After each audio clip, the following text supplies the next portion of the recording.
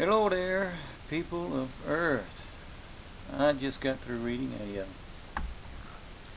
post on YouTube from Keith, and also a post from Chance on the BOC.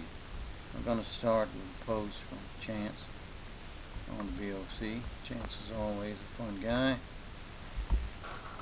And I basically asked you while you were busting Keith's balls all the time about the Calvinist thing, and basically you said, "Why blame? I do because I can." Keith insulted wrong hombre, amigo.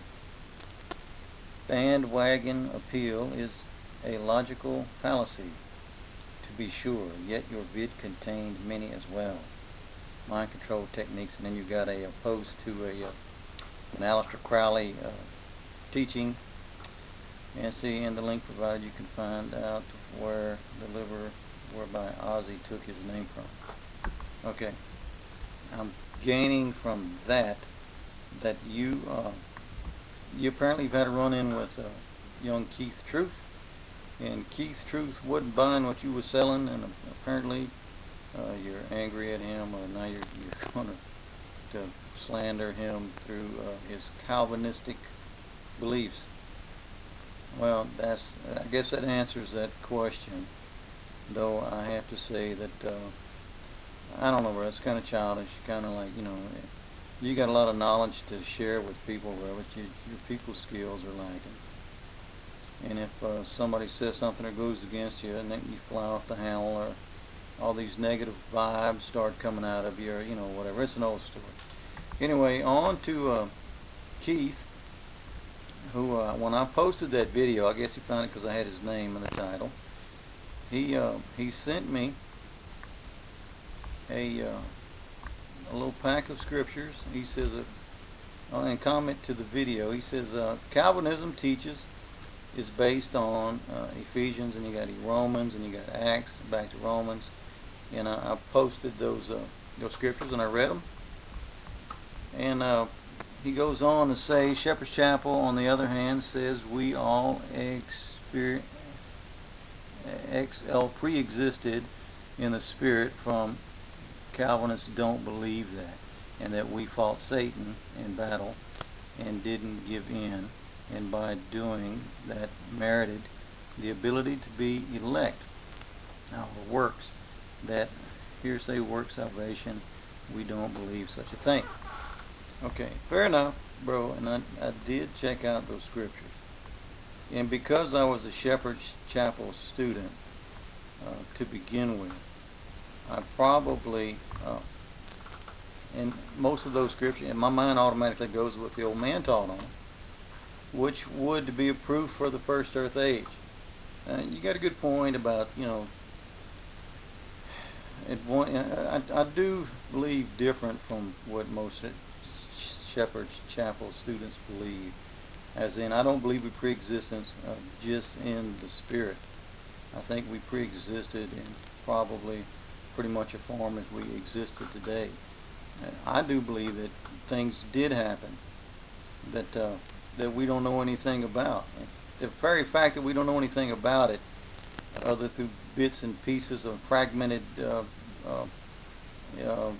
alluded to places in the Scripture, that we can try to piece together, which I'll classify those scriptures that you put up the same thing. They're fragmented, they're bits and pieces, and if you piece them together, you come up with just about any picture you want concerning what I call the gap theory, which means something happened between the time of creation and the whole Adam and Eve thing. So I do think that something happened. Do I believe that as Pastor Murray does? Not really. I don't think it's that important whether I believe it or not, or whether you believe it or not. I think the only thing that is important is that we do know, or we all have a hunch, that something was up before this time, and that there is a body of people on this earth that for either something they've done or a relationship they had with God in a pre-existing time, whether be it spiritual, be it a fleshly existence, be it whatever. I think that there's enough bits and pieces of those fragments of the Scripture to know that something happened. Now on to the Calvinist thing. I appreciate you sending me the scriptures that you did. My concern with Calvinism is the same concern I have with what we call Paulina Christianity. Anytime a group of people starts tacking on a man's name at the end of Christianity, I think there should be some concern for yourself. I think any time that we spend more time reading the books of Paul, and I noticed, by the way, that most of the books that you quoted from was from Paul. Anytime we spend more time quoting the books and reading the books of Paul over the books of the people that was actually there, I think a different picture starts to be put in place of what happened with Christ. And I look at it like this, man. There are people, that writings in the New Testament, that were actually there, walking, teaching, loving, praying, healing, doing all the things that Christ said he did, and we have proofs of in writings. We have people that were there, that we have people that Christ himself handpicked while he was in the flesh, and gave us writings as a witness, as an account. Is my busting Paul's balls a little? I guess I am. Because it gets me sick to see so many people quoting Paul's works over the works of people that was actually there. Not to say that I think that Paul wasn't touched by God. I think he was. I think he was inspired by God.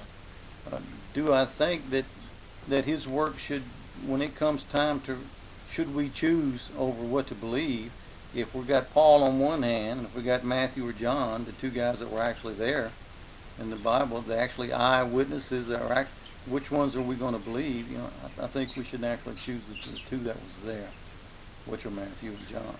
I don't think it makes sense to get lost in a lot of people being divided through the works of Paul. Look, the rapture theory. Where do we get the rapture? Thessalonians 1 and 2. Who wrote them? Paul.